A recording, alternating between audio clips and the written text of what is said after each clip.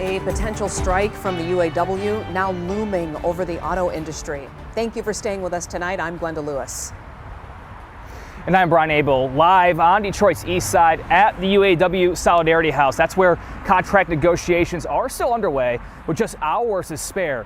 As Whitney Burney told us earlier in the show, the UAW is taking a stand-up strike approach, but not every United Auto worker or plant would be on strike immediately. So what does it mean for workers who are working under an expired contract? Union representatives say the majority of the contract will remain in effect, including terms and conditions of employment. Workers do not become at-will employees upon expiration. Also, members cannot be disciplined or fired without justification, as the grievance procedures remain in place. Now, obviously, still a lot of questions as the clock ticks down tonight.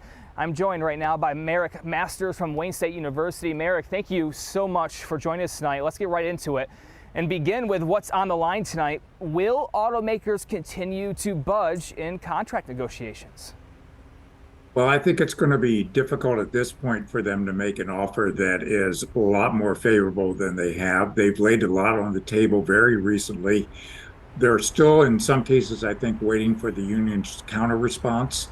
So until they see some movement on the union's part, I think it's doubtful that they'll make any further concessions at this point in time.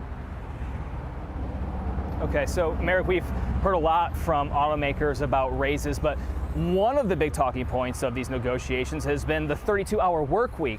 Is this truly a big sticking point in these negotiations? And what do you think the chances are the UAW gets their wish of a 4-day work week?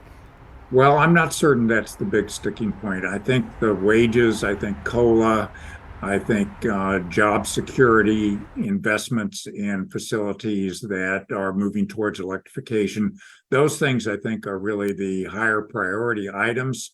If there's movement in those areas, I think they can probably close the gap in the remaining issues relatively quickly. But the big ticket item is going to be the wages and how much they can get and how soon they can get it. And until the parties are closer on that item, I don't think there's any agreement that's possible.